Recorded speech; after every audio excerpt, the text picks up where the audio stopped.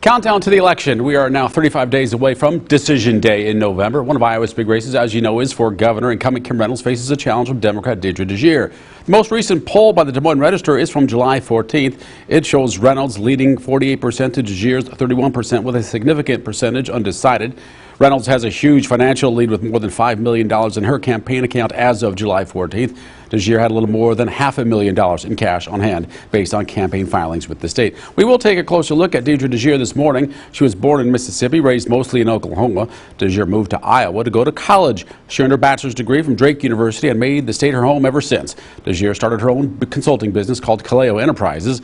It helps small businesses with their marketing strategy and manage different projects. Some of that work included helping businesses apply for PPP assistance during the pandemic. Now, DeJear isn't new to politics, despite never holding elected office before. She was an organizer for Barack Obama's presidential campaign. DeJear won the Iowa Democratic Party's nomination for Secretary of State, but lost the general election in 2018. And she was the Iowa campaign chair for Kamala Harris's run for president going into the caucuses. DeJear has been an underdog before. She embraces the role that only seems to add to her determination.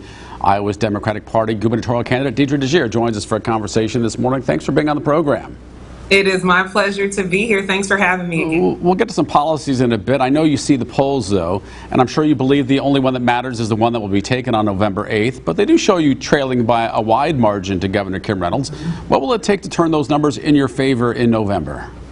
We have been committed since we launched this race last year to ensuring that we're getting out all over the state, connecting with all types of voters. We know who our targets are. We know who the folks are. We've got to re-inspire and reinvigorate to believe in a democracy that can move this state forward. And our strategy is consistent with how it's been since the beginning, to meet people where they are. And we have seen tremendous change in the atmosphere all across the state. When I was doing events this time last year, we'd see about 20, 25 people show up to a county fundraiser. Those numbers are doubling, tripling, quadrupling, because people consistently see that there are challenges that are existing around them. But more importantly, they believe we can do something about it, and they believe that we can through this election cycle. We spoke last year early in the primary campaign when you were one of 3 Democrats in the race. Well, soon after that, the other 2 ended their campaigns, and that made it smooth sailing for you in the primary, but also took attention away from the race. A lot of political analysts argue that going through a contested primary can make the nominee stronger for the general election. He or she is battle tested, if you will. How much do you think? How much do you think that impacts your campaign? Oh man, the battles are there all across the state, and I believe 9 days out of the week that the battle that we are fighting is worth fighting for. And so I'm unbothered by what the stats tell us. I'm unbothered by what the analysts are saying. My focus is on Iowa people.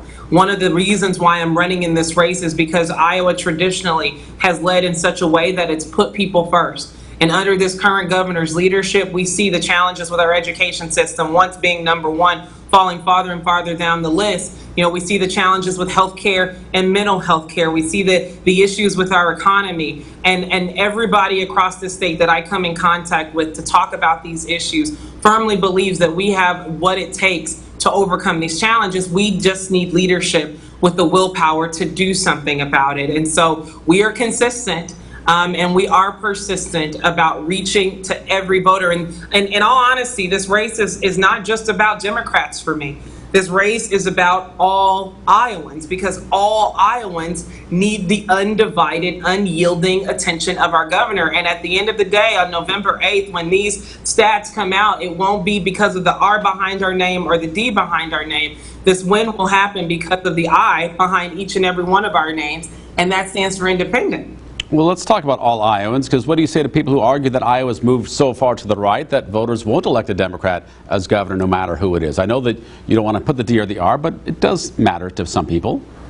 It does matter to people, but I'll tell you what matters most: having a strong, solid public education system. We have more than 98% of our students in this state who attend public schools, and they are in dire need of investment. What matters to Iowans is the fact that their loved ones and their family members and their friends and themselves have access to mental health care services. Folks are waiting 6-8 months to get their care, and they're insured.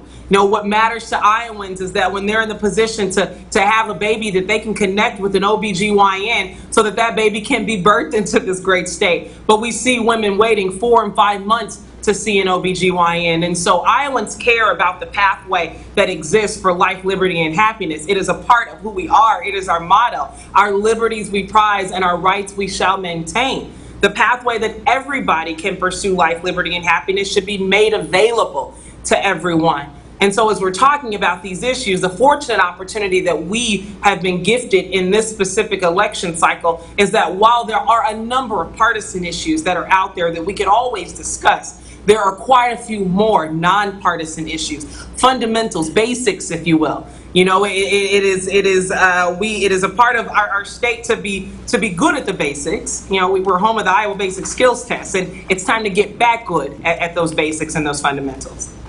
We'll put the conversation on pause for a moment. Coming up, education spending, how the candidate would use hundreds of millions of dollars from the surplus on education, why she says Kim Reynolds is wrong on school vouchers. For the Record.